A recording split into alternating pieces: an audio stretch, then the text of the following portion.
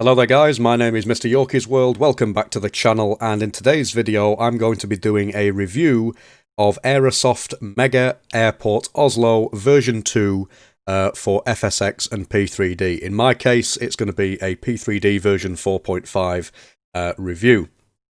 So, since it's the festive season at the time of writing this review and actually making this video, at the moment it's the 19th of December 2019 at the time of recording, I decided to go ahead and choose a nice sort of Norwegian airport that I knew would go down well on the channel for a visit or two over Christmas. So I'm extremely excited to tell you how impressed I am with this particular piece of scenery because it's absolutely magnificent and it's a fantastic area to have as part of your scenery library.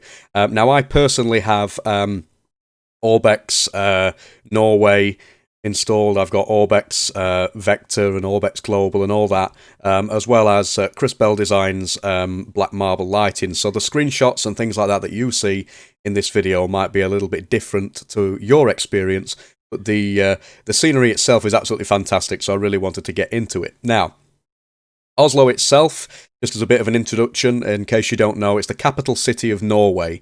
And the airport itself is Echo November Golf Mike, so ENGM, is its main international airport. So we're looking right now at this piece of scenery, and this is the main international airport of Norway, which is absolutely fantastic. It sees numerous flights throughout the year, and especially seeing a lot of sort of tourists around Christmas time due to the area's white Christmas vibe, which brings about a regular covering of snow around the winter months and stuff like that. And I believe it can even last, the snow itself can even last into sort of mid-April in the year, so it can actually be a very cold and very wintry location to fly into and out of.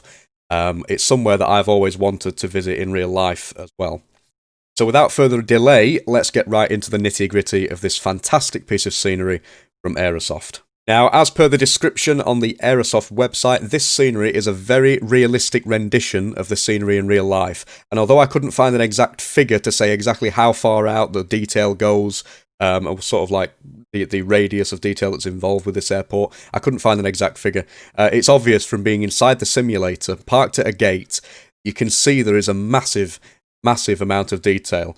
Now I personally, like I said, I've got Orbex Norway, I've got Orbex FTX Global, FTX FTX everything basically. So things are going to look a little bit different in my simulator to what they look like in yours. So just bear that in mind. In terms of the graphics and the performance then, this is one of the main aspects of any scenery, I believe, and it's a very important part when it comes to selecting a piece of scenery to buy. Now, in my opinion, this is absolutely fantastic in graphics and performance. Now, I was given this software or this scenery free of charge from my friends over at flightsim.com, and I would like to give them a shout out. You can buy the scenery in the description if you want to check it out. But back to graphics and performance. One of the main reasons that I wanted to take a look at it, and I queried that with flightsim.com, is just not only the wintry vibe of the airport itself and the scenery, but how well put together this actual piece of scenery looks.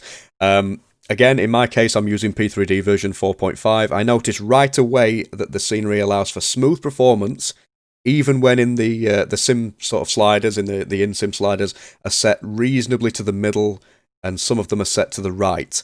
A lot of people will know that I have custom setups for all different sceneries, and for this particular scenery, I was able to use my regular settings setup, which is sort of like a medium to high sort of set of settings that work well in most scenery setups, unless of course it's a high scenery area. And a lot of the features such as dynamic lighting and special effects were enabled as well, which, especially at night time, it really looks fantastic. I was able to get between 45 and 60 FPS inside of the virtual cockpit at times. Other times it could drop to below, sort of like 25 to 30, something like that, depending on the scenario. You get the usual 60 FPS outside of the virtual cockpit, which is normal for most sceneries of this type and size.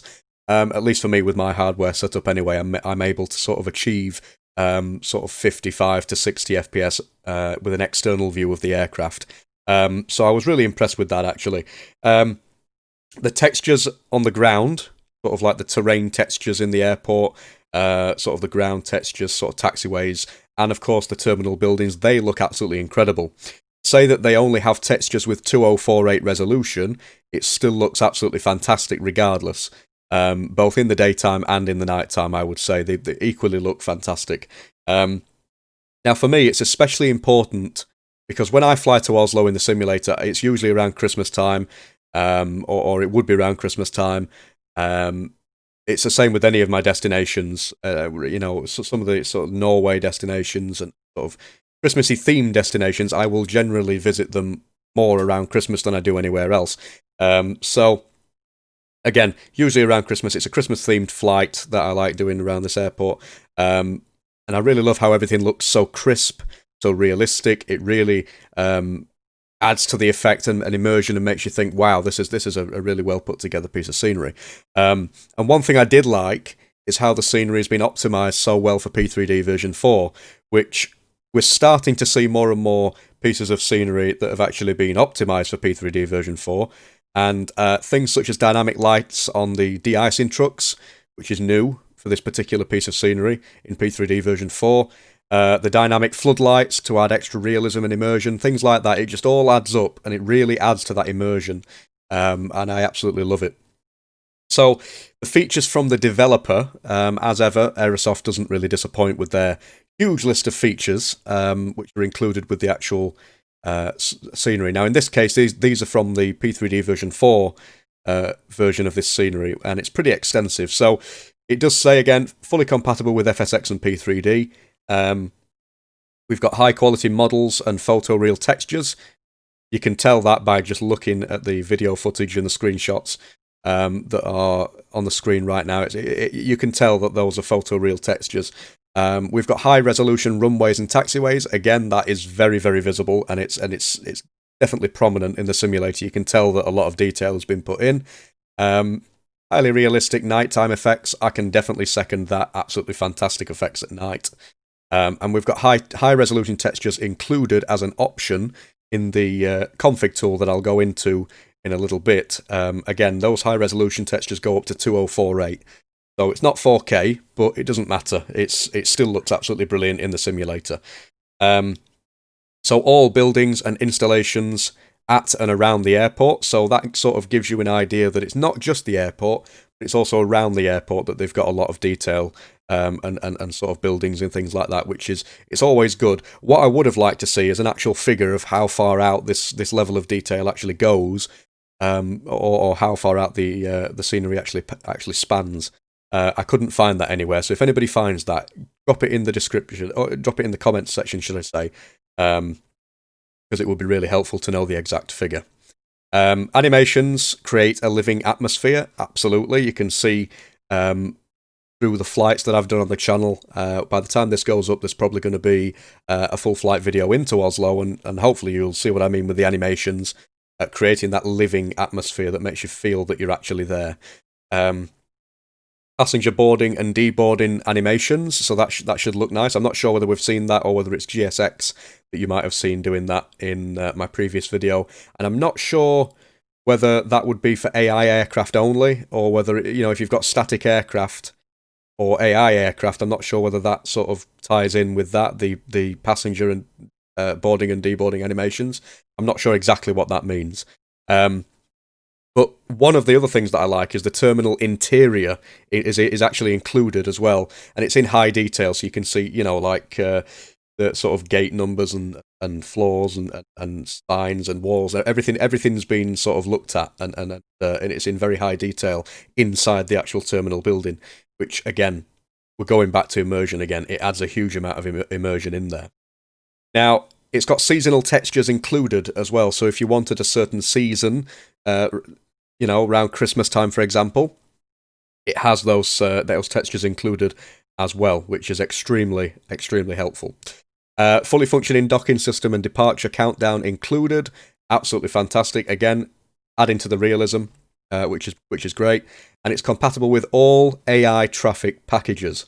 Now, that is extremely important for me because I use Ultimate Traffic Live, and I need things to be as compatible as I can with that, because otherwise it's going to be absolutely just pointless having AI involved. Static aircraft included as an option. Again, I tend to turn those off as a rule, purely and simply because I use a third-party AI traffic add-on. So I don't really feel the need to use static aircraft. It just sort of like it can sort of conflict with static traffic as well. So the system requirements then. So these are basically just what you can expect from a scenery such as this. It tells you what simulator you need, what version of Windows, what processor, how much RAM, all your graphics card settings. The download size is 470 megabytes, and the installation size is 550 megabytes, which, if you're interested, that's how much it will take up on your hard drive. But me, personally, I'm not really bothered. I've got plenty of space. So we move on to the included software, and it actually comes, like I said earlier, with a config tool, which is always handy. It comes with its own config tool. Personally, I love the scenery that comes with its own config tool.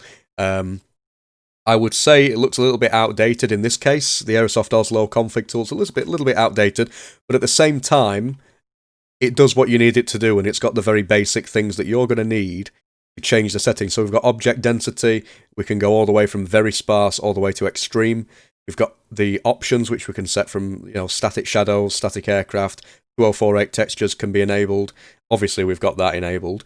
And seasons, so we've got spring, summer, fall, and winter. Obviously, in this case, at the current time of recording this video, it's going to be set to winter, because obviously we're going to be doing some winter and Christmas-themed videos. And it will go well with the rest of the sort of weather effects that we've got going on. So apart from it looking a little bit outdated, which I'm going to go to in a second in my final verdict, I am absolutely, definitely a fan of the config tool and the scenery overall. As for that final verdict, I am going to give, yet again, another brilliant Aerosoft products sort of rating. I'm going to give it a 9 out of 10. A solid 9 out of 10, in fact. Nearly, it may as well be a 9.5. With the only gripe of mine, really, being the scenery configurator tool, which perhaps, and this is me being very, very sort of critical, perhaps it could be updated a little bit. I've no idea. It just looks a little bit old-fashioned. That's the only real thing. The only real thing that I would say is wrong with it. In fact, it's not even wrong with it. It's just my own personal opinion. Having said that, however, it is clear that it does the job. It does the job that you want it to do. You can select what you need to select, and again, it doesn't have any issues as part of that.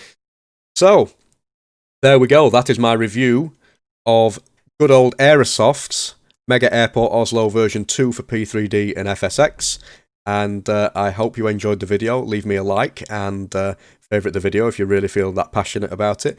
And leave me a comment on your thoughts on this particular piece of scenery. And as ever, you can always purchase this scenery if you're really interested. Again, I was very lucky to get this piece of scenery for free for review purposes to use in the simulator, thanks to my friends over at flightsim.com. And their link to a link to their store, and as well as a link to this particular scenery, can be found in the video description. Thanks for watching, guys, and I will see you in the next one. Bye for now.